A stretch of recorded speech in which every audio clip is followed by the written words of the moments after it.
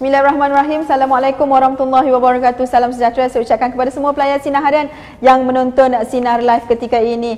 Hari ini 12 Ramadan 1441 Hijrah bersamaan dengan 5 Mei 2020. Jadi kita mulakan Sinar Live kita hari ini dengan statistik COVID-19 yang menyerang Malaysia. Jom kita tengok sekarang kes baru untuk COVID-19 ada 30 kes baru setakat ini yang diperkatakan ataupun yang diumumkan oleh Kementerian Kesihatan menerusi Ketua Pengarah Kesihatannya Datuk Dr. Nur Hisham Abdullah. Dengan total kes adalah sebanyak 6,383 dan ada satu kematian hari ini menjadikan jumlah kematian adalah sebanyak 106 kalau anda lihat di situ. Dan juga sembuh adalah 83 kes, juga di ICU ada seramai 24 orang. Dan total untuk kes COVID-19 adalah sebanyak 4,567 kes setakat hari ini. Dan PKP memasuki hari yang ke-49. Baik, sudah pun tertera di situ tajuk Sinar Live kita hari ini, moratorium apa bank nak kata. Sebelum tu sedikit intro. Jika 30 April lalu timbul kekeliruan di mana Bank Negara Malaysia mengumumkan mengenai kadar faedah atau keuntungan yang dikenakan berkaitan skim moratorium ataupun penangguhan bayaran balik pinjaman sewa beli yang ditawarkan oleh institusi kewangan. Namun pada Sinar Live 1 Mei, sehari selepas itu, kita mendapatkan pandangan daripada konsultan kewangan yang mahukan situasi menang-menang ataupun win-win situation di antara pihak bank dan juga pihak peminjam. Dan pada 2 Mei, hari selepas itu pula, Menteri Kewangan Tengku Datuk Seri Zafrul Abdul Aziz menerusi Facebook beliau menyarankan agar semua institusi kewangan khususnya yang terlibat dalam moratorium untuk mempertimbangkan bagi melupuskan kadar faedah terakru ataupun bagi pinjaman sewa beli ini, iaitu hire purchase atau keuntungan bagi pembiayaan Islam berkadar tetap sepanjang tempoh 6 bulan skim tersebut. Jadi hari ini Sinar Live akan mendengar pula apakah yang akan diperkatakan oleh bank sendiri. Jadi tetamu Sinar Live sudah pun berada di talian insya-Allah, iaitu Ketua Pegawai Eksekutif Bank Rakyat Datuk Rosman Mohammed. Jadi anda dialulukan untuk terus bersama dengan Sinar Live, hashtag pasti ada Sinar, hashtag bukan cakap kosong. Yang paling pasti tuliskan apa pengalaman anda sepanjang moratorium hampir 2 bulan ini. Jom kita bersama dengan CEO Bank Rakyat. Sudah berada di talian merupakan Ketua Pegawai Eksekutif Bank Rakyat iaitu Datuk Rosman Mohammed. Assalamualaikum Datuk. Waalaikumsalam. Apa khabar? Baik, alhamdulillah. Salam Ramadan kami ucapkan kepada Datuk dan juga seluruh orang kata staf Bank Rakyat. Terima kasih, terima kasih. Ya. Baik Datuk. Seperti yang saya nyatakan di awal tadi mengenai isu ini yang menjadi kekeliruan kepada rakyat Malaysia sejak 30 April lalu, maafkan saya. Dan mungkin di awal kesempatan kita bersama ini dengan tajuk kita apa bank nak kata mengenai isu moratorium ni, apa yang boleh Datuk kongsikan? Okey, terima kasih Haslina, terima kasih pada Sinar Harian kerana menjemput saya. Saya rasa ini satu peluang yang terbaik untuk saya explain, memberi penerangan pada masyarakat agar kita betul-betul faham apa kekeliruan yang berlaku selama ini. Terlebih dahulu saya nak terangkan tentang teras perbankan Islam, ya. Ini tidaklah jauh lari daripada perbankan biasa juga, tapi dari segi konsepnya saya di Bank Rakyat kita sebab bank syariah, jadi kita mengamalkan perbankan Islam. Kita kena faham ada tiga pihak yang memainkan peranan. Pertama, the borrower atau dalam istilah Islam kita panggil pelanggan pembiayaan. Kedua, depositor, mereka yang menyimpan duit di bank. Dan ketiga adalah pemegang saham. In the case of Bank Rakyat, kita ada hampir 1 juta pemegang saham. Yang mana 70% daripada pemegang saham kita adalah golongan B40. Okay. Now, bila kita mengendalikan dan menjaga tiga-tiga pihak ini, kami di pihak bank kenalah berlaku adil kepada setiap pihak ini. Contohnya, kalau kita ambil duit daripada depositor, kita kena bayar profit. Kalau kita duit yang kita ambil daripada pemegang saham, kita kena bayar dividen. Itulah kaedah yang saya katakan macam mana ianya kena berlaku secara adil. Saya nak ambil contoh yang mudah supaya kita faham. Saya ambil ini kes yang sebenar di Bank Rakyat. Seorang pelanggan kita meminjam lebih kurang meminjam RM50,000 selama 9 tahun, bermakna 108 bulan. So bayaran bulanan dia adalah RM571 tiap-tiap bulan. Apa dia 571 ni? 571 ni bermakna adalah bayaran untuk pokok, bayaran untuk prinsipal dan juga keuntungan bank. Dengan adanya keuntungan bank inilah maka bank dapat membayar cukai kepada kerajaan, bank dapat membayar dividen pada pemegang saham, bank dapat menjalankan operasi, membayar keuntungan pada pendeposit, juga mengendalikan operasi bank seperti membayar gaji pekerja, membayar sewa pejabat, bayar bil elektrik dan lain-lain lagi. Dan juga bank rakyat adalah juga merupakan bank koperasi. Kita juga bertanggungjawab membantu industri koperasi di Malaysia. Tiap-tiap tahun hampir 60 juta kita keluarkan untuk diberikan kepada Suruhanjaya Koperasi Malaysia SKM, iaitu melibatkan SKM membangunkan lebih kurang 14,000 lebih koperasi dalam Malaysia yang melibatkan 6 juta ahli. So if you take the total apa yang bank rakyat contribute adalah lebih kurang 600 juta. Now, itu pada satu pelanggan. Dalam kes moratorium ini, ia melibatkan 539,000 pelanggan di bank rakyat. Yang kalau saya ambil dan jumlah 539,000 ni adalah lebih kurang 25 bilion ringgit. Dan kalau saya ambil golongan B40, kita ada lebih kurang 243,000 pelanggan yang melibatkan portfolio yang 17 bilion ringgit. Now, bila kita bagi pelonggaran moratorium selama 6 bulan, ambil contoh 571 tadi, kali dengan 6 kita dapat lebih kurang 3,426 kalau tak salah saya. So, mana datangnya 3,426 ni? Mana datangnya duit 3,426? Duit 3,426 adalah disumbangkan oleh orang yang deposit duit dekat bank ataupun pemegang saham.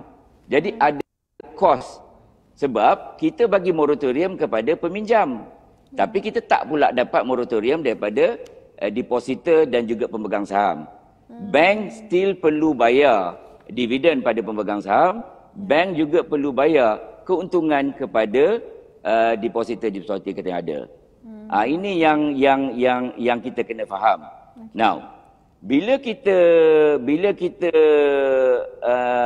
dari segi kes moratorium tu, seperti contoh di Bank Rakyat, 2 hari 3 hari yang sudah, kita dah hantar SMS kepada 539,000 pelanggan kita supaya mereka kena mengisi borang sama ada mereka nak meneruskan moratorium atau tidak. Kalau mereka berhajat untuk meneruskan moratorium ni selama 6 bulan, bila masuk bulan Oktober, yang 571 tadi jadilah 589. Setiap bulan, dan kita kena ambil akad yang baru. Sebab dalam perbankan Islam ni kita kena ada akad. Kalau tidak, tak boleh dilaksanakan. So RM18 tu dia kena bayarlah memulai bulan Oktober nanti sehinggalah tamat tempoh pembayaran,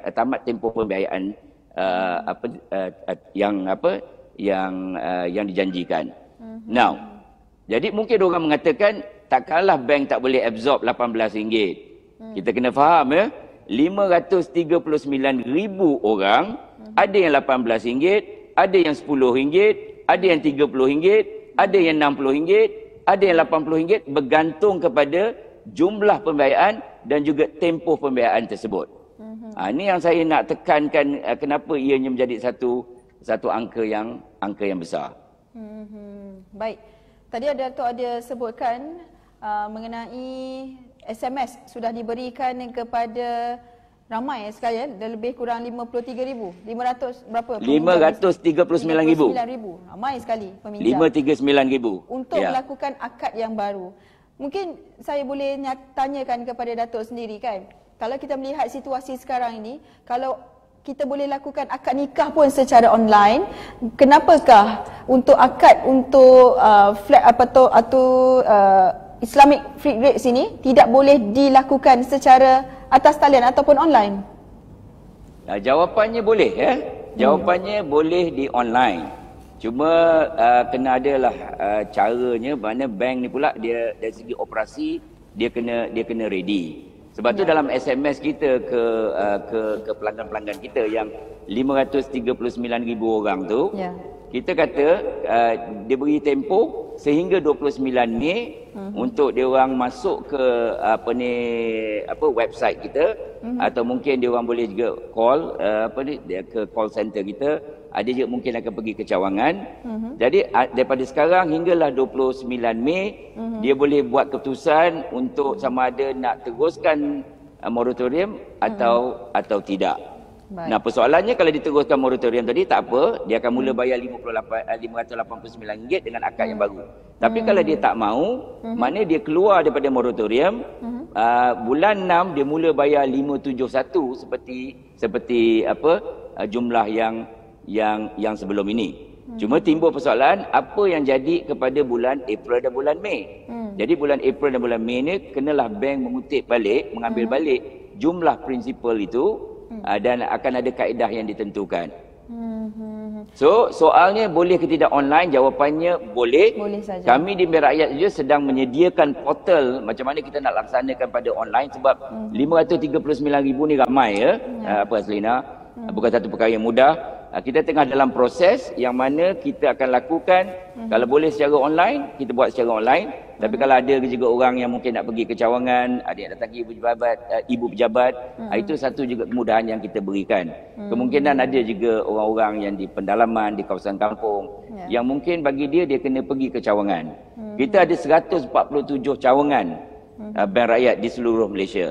So kalau mereka pergi ke Cawangan pun, kita akan bantu mereka agar akad baru boleh dilaksanakan. Tapi kalau mereka keluar daripada moratorium, mana dia sanggup nak bayar yang sama bulan 6, yang 2 bulan tu kita akan kira macam mana kaedah dia akan bayar balik kepada kita, dan tidak perlu akad yang baru. Okey, faham. Clear? Clear buat setakat ini. Sebelum saya nak tanya, ada satu soalan ni, kenapa baru sekarang bank orang kata tidak bagi tahu sebelum ini lebih awal dan sebagainya. Mungkin pada ketika ini Datuk boleh orang kata menjelaskan apakah sebenarnya perbezaan antara sekarang ni moratorium ni antara hire purchase dan juga kaedah faedah Islamik. Jadi mungkin Datuk boleh huraikan sedikit perkara ini. Okey. Dia hire purchase ni, kita ada Hire Purchase Act, ada yang juga bawah conventional bank, tapi hire purchase ni dia rate dia fix Jadi rate dia tak boleh ditukar. Kita dari segi perbankan Islam, sama ada hire purchase ataupun kita pinjaman peribadi, rate dia memang fix. Bezanya dalam perbankan Islam ni, hire purchase ni kita tak perlu ambil akad. Walaupun ada perubahan dari segi pembayaran dan sebagainya, boleh juga cukup dengan kita menghantar surat dan kita dapat konsen daripada customer, benda tu boleh berlaku sebab dia ada aset. Dia ada istilah Islamik, dia ijarah ke apa yang mana tak perlu kita lakukan akad. Tapi dari segi pembayaran peribadi perlu ada akad. Sebab ingat tadi 571 dengan 589 adalah ansuran installment bulanan yang berbeza. Jadi bila ada ansuran bulanan yang berbeza, jadi kita kenalah ada akad. Perbankan Islam ni kalau tak ada akad, maknanya tak sah. Wajib kena ada akad. Itu yang mungkin orang tak begitu faham. Now, soalan Haslina tadi, kenapalah timbul kekeliruan? Memang benar, saya rasa ada sedikit kekeliruan, bukannya tidak dijelaskan, tapi dalam pada masa yang singkat, since Yang Amat Berhormat Perdana Menteri kita memberitahu tentang package rancangan prihatin, dan dalam masa seminggu ke 10 hari itu masing-masing bekerja kuatlah, pihak bank negara, pihak MOF, kalau saya ni ada pihak Kementerian Pembangunan Usahawan, ada pihak Suruhanjaya Koperasi Malaysia. Jadi dalam keadaan kita tergesa-gesa tu, kemungkinan kemungkinan cara kita explain tu mungkin tak berapa clear, mungkin tak berapa jelas. Jadi sekarang ni saya rasa cara saya memberitahu ni agak jelas. Dan saya juga cuba nak tekankan, masa pakej ransangan tu dikeluarkan sebanyak 260 bilion, 100 bilion Haslina datangnya daripada moratorium bank-bank. Apa maksudnya?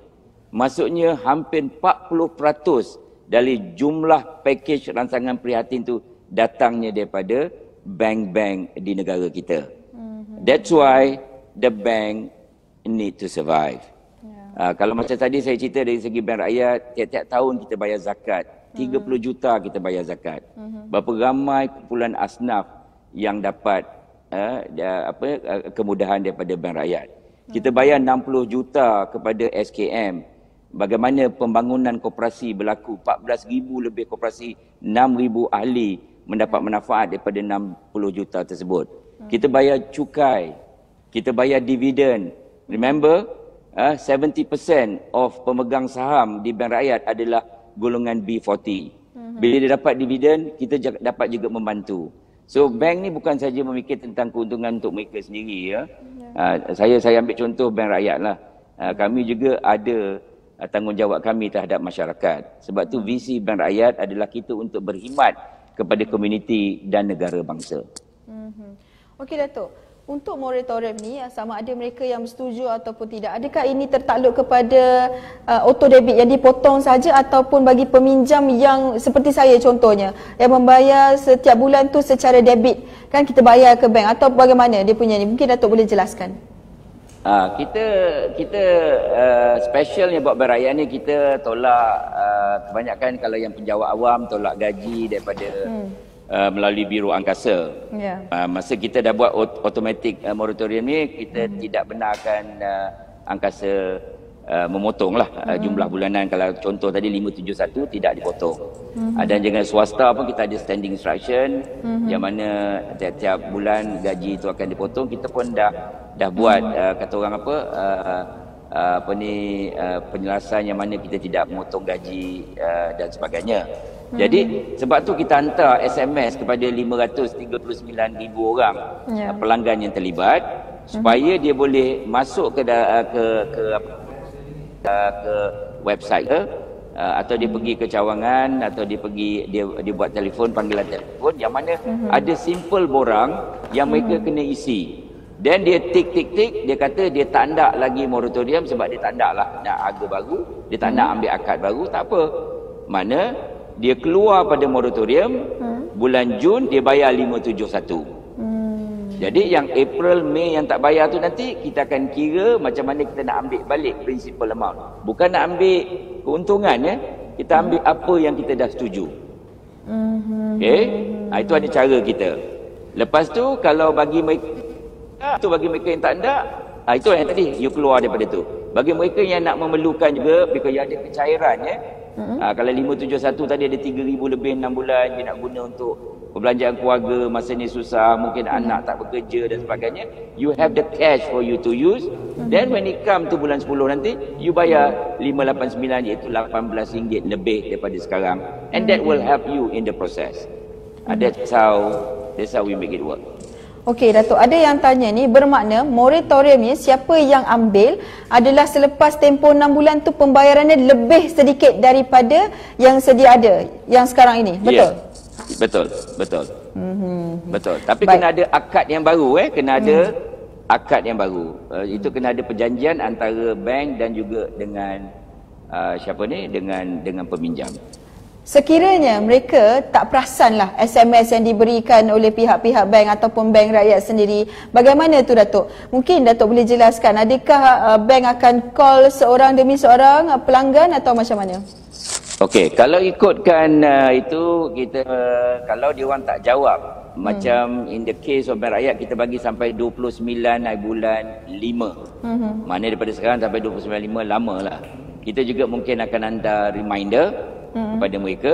Tapi kalau dia tak jawab, bermakna automatik dia keluar, automatik dia akan ambil moratorium. Automatik dia akan moratorium. So come bulan Oktober nanti kita akan kira installment yang baru. Tapi kalau dia nak keluar, dia kena beritahu lah. Sama dia datang ke bank atau dia telefon kita atau dia isi borang. Ini juga tanggungjawab peminjam. Kita masing-masing semua kena ada tanggungjawab. Now, Hasrina, COVID-19 ni bukannya satu perkara yang kita minta. Ini dugaan yang datang pada Allah SWT yang mana semua pihak bekerja begitu apa saya nak kata dengan bertungkul lumus lah.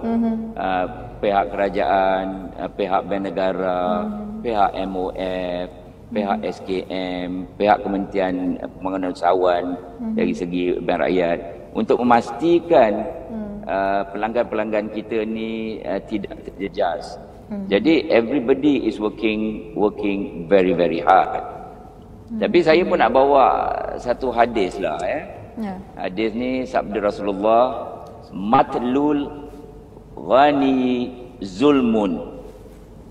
Maksudnya Nabi Muhammad bersabda, maksudnya penangguhan membayar hutang oleh orang kaya, iaitu orang yang berkemampuan, adalah satu kezaliman.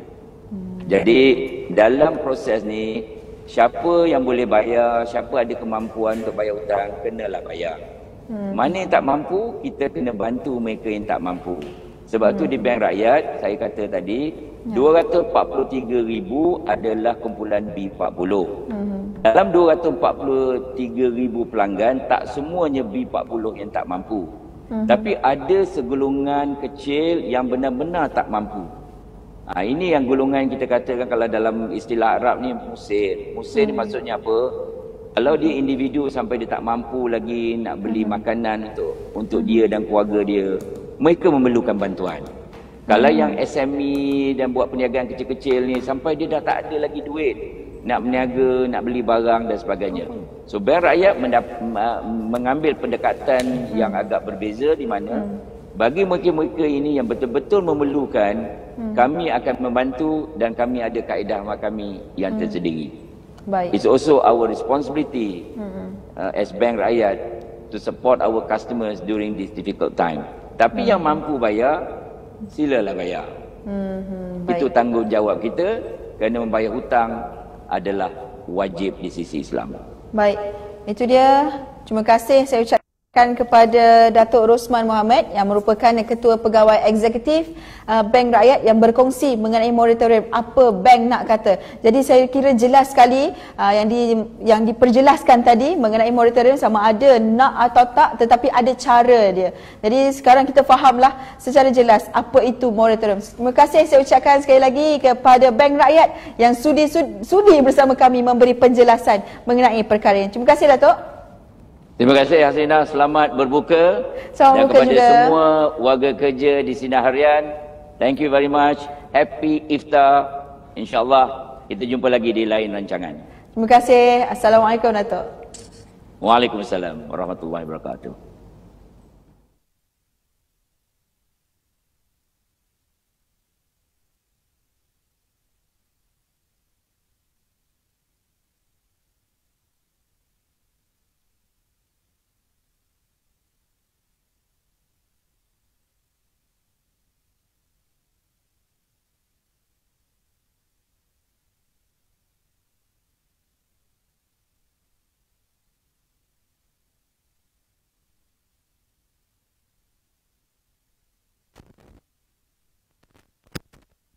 Hati sikit.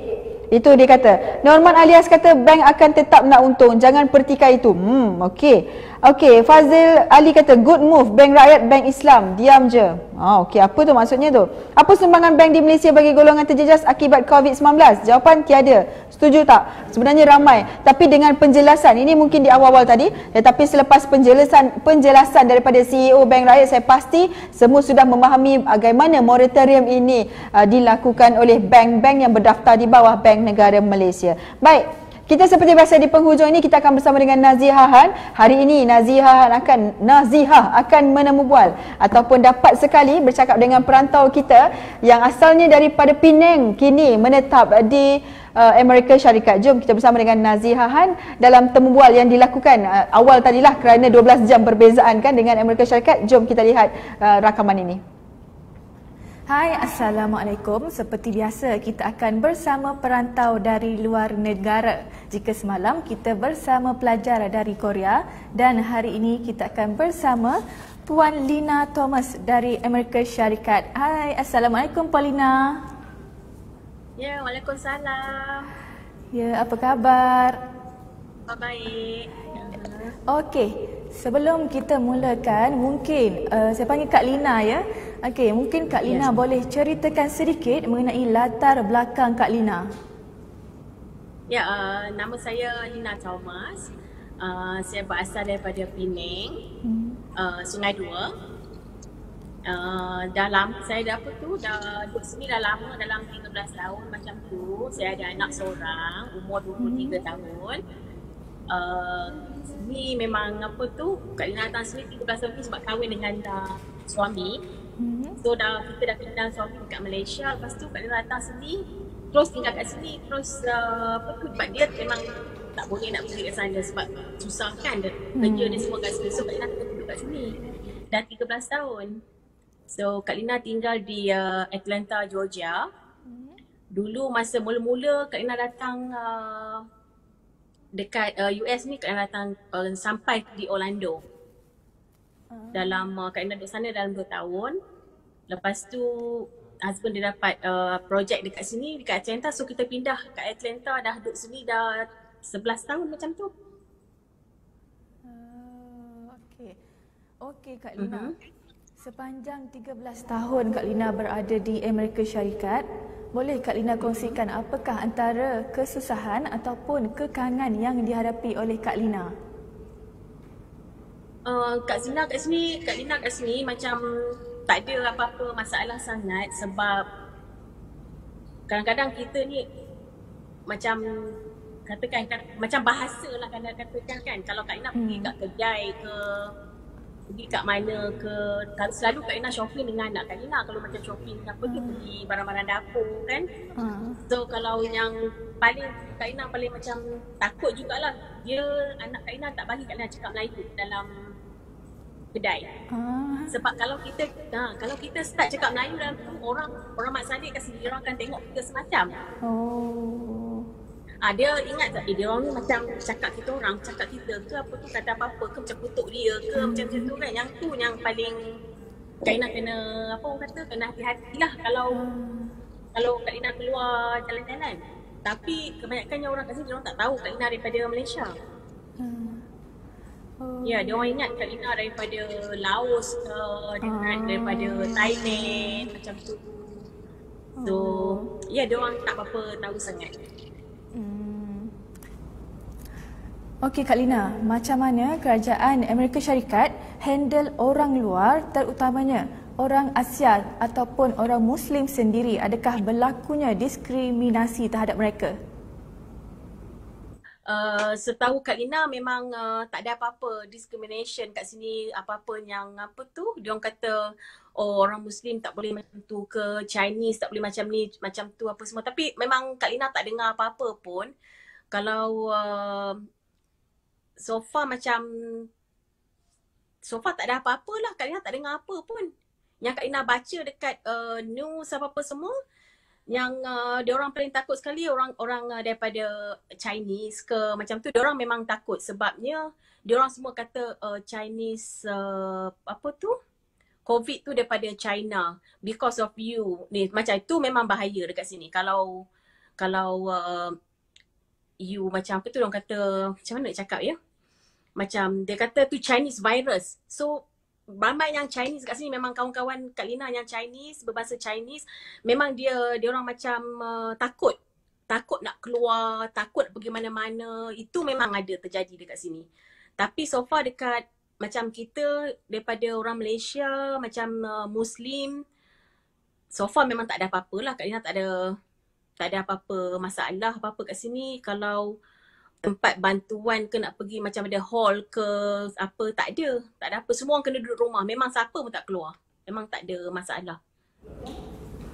Okey, macam mana dengan lockdown di sana? adakah penduduk di sana patuh arahan daripada kerajaan? Oh ya, sini diorang semua dengar cakap tak boleh keluar daripada start minggu ni sampai minggu depan, sampai katakan 4 bulan 5 dia kata tak boleh keluar. You kena duduk rumah. Memang semua orang kat sini duduk kat rumah. Memang diorang dengar cakap. Tapi ada jugalah yang 2-3 yang memang degil-degil sikit tu, adalah orang kata duduk rumah, diorang keluar juga kan, macam pergi exercise ke, ada pergi. Tapi dekat park, dekat exercise sana memang ada satu macam sign dah, diorang tu jangan jalan dekat-dekat, jalan jauh 6 feet apart daripada apa tu, siapa orang yang tu lah, kena jalan jauh-jauh, jarakkan jalan. Lepas tu dekat kedai pun, kedai tutup, setengah kedai runcit tutup. Kalau nak masuk kedai tu kena beratur, kena masuk dalam 10 orang masuk, dia bagi shopping dalam 30 minit, keluar masuk lagi 10 orang macam tu, keluar macam tu lah. Tapi so far discrimination tentang orang Malaysia ke Muslim ke, memang Kak Ina tak dengar apa lah, tak ada apa. Apakah antara denda yang dikenakan kepada mereka yang ingkar arahan daripada kerajaan? Oh, kalau ingkar hari tu diorang cakap, kalau keluar juga diorang jumpa ada orang keluar, memang kena saman. Kena saman 1,000 kalau degil. Tapi so far tak adalah terjadi macam polis kat tepi jalan ke, tahan orang tanya nak pergi mana ke apa. Tak berapa ketat sangat kat sini. Macam hari ni dia kata, semua orang boleh start keluar dah hari ni. Memang trafik memang teruk sangat hari ni, orang ramai. Kak Ina tadi pergi kedai tengok kok ada beli ikan ke apa, ikan semua habis. Sekarang ni dah ada fasa kedua. Dia orang kata, kita tak takut toilet paper dah sekarang ni. Dulu orang simpan, beli toilet paper, beli minuman apa semua, dia orang apa tu simpan, beli banyak-banyak simpan kat rumah kan. Sekarang ni dia orang kata dah fasa kedua pula makanan. Dia orang sekarang ni duk gila, duk beli apa tu, daging lah, ikan, memang semua tak ada, sebabnya tempat proses yang dekat Aiwa tu dah apa tu, dah ada jangkitan. Hari ni je dah 363 orang kena dekat tempat tu. So orang takut nak makan next punya delivery ikan, dia orang cepat-cepat beli semua simpan. Tadi Kak Lina pergi memang tak ada ikan, semua tak ada dah. Okey Kak Lina, kita tahu kes COVID-19 di Amerika Syarikat adalah antara paling tinggi di dunia.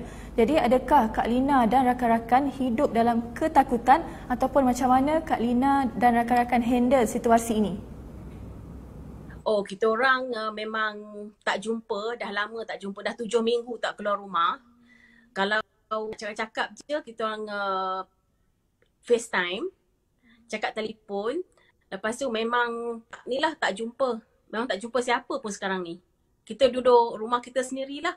Dia duduk rumah dia, lepas tu kita orang pun tak tahu.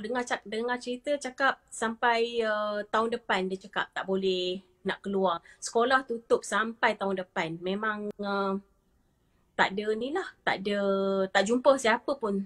Kita orang tak jumpa. Kak Lina plan nak buat raya ni open house pun, nak makan-makan dengan kawan pun memang tak jadilah, semua tak jadi. Semua cancel. So, adalah Kak Lina cakap-cakap dalam telefon je lah dengan dia orang. Memang macam tu je.